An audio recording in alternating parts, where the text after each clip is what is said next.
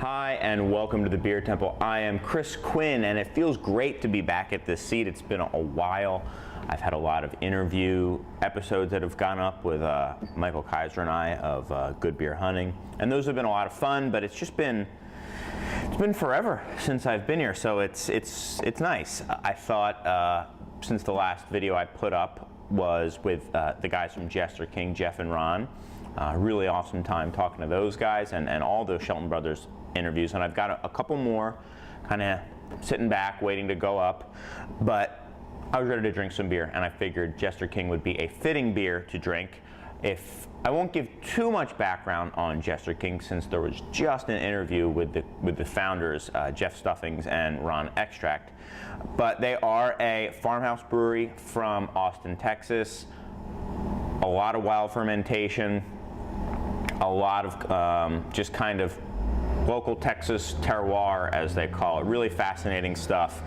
And they've been getting a lot of acclaim for their beers in general, and specifically acclaim for some of their fruit beers, some of their barrel aged and barrel fermented. Wow, a lot of trucks and stuff going by outside. Hold on. Hey, Steven. Hey.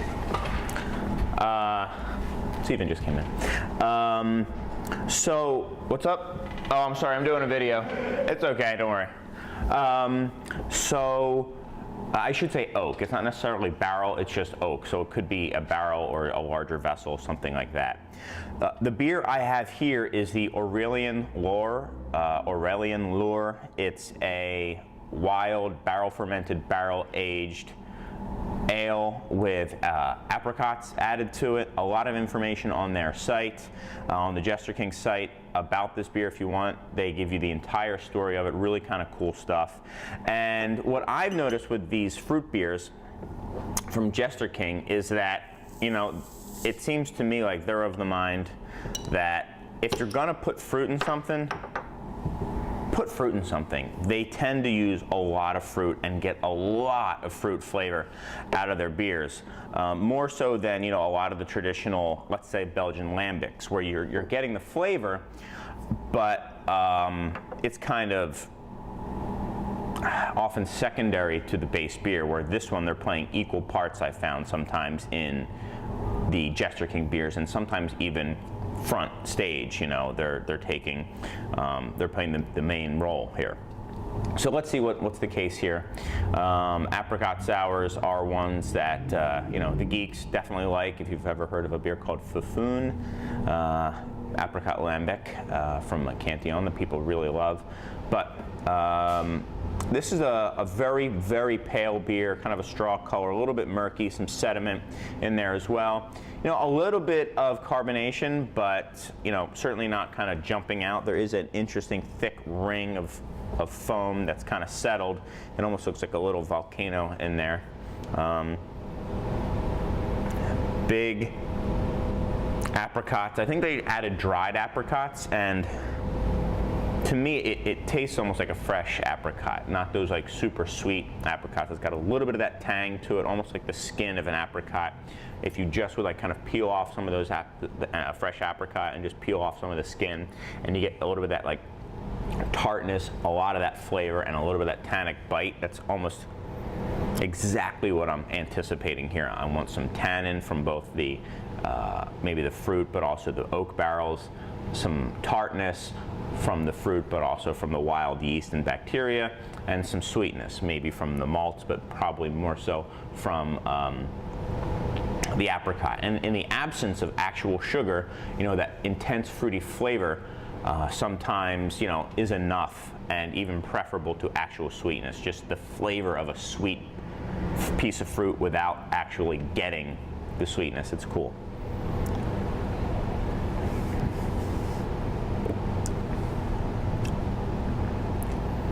Very dry, very sour. That's the first thing I noticed. Ooh, this is very dry and sour. Moderate carbonation, certainly not kind of blowing up in your mouth.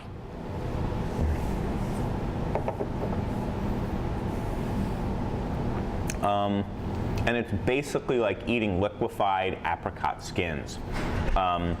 Really nice.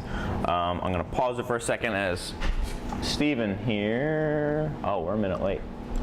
Oh yeah, log in. We'll open like 2-3 minutes late. Oh, okay. I'm almost done here, about 2 minutes. Time got away from me. Yeah, so it is really kind of interesting how it has all that apricot tartness. The base beer is very light and it melds very well with the fruit here. If it was a big dark malty beer, I'm not sure how the apricots would have played. I mean, maybe it would have gone well, given it more of a fruitcake flavor, but this is all about, I think, taking a base beer and driving it towards that apricot flavor. Really interesting. I mean,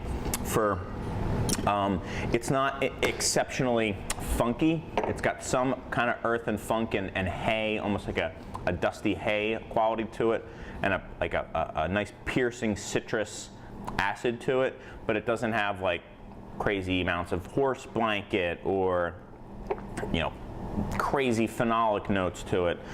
Just a very clean, wonderfully kind of summery sour beer.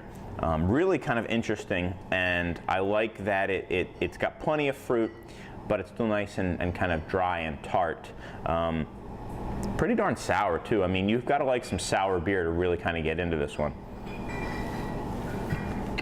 So there you have it. As you can probably tell from some of the stuff that was going on in the background, it is time to open up the store.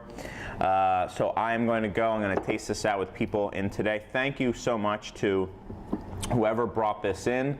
If I'm not around when you drop a beer off, make sure to leave your name with the bottle so I can thank the individual who dropped it off. Thanks, guys. As always, if you have any questions, feel free to drop a line at info@craftbeertemple.com. Like us on Facebook and all that good stuff. And guys, until next time, I've got some great local Texas sour beer to drink. I'll give myself a little top off there. Hey, and hopefully you do too.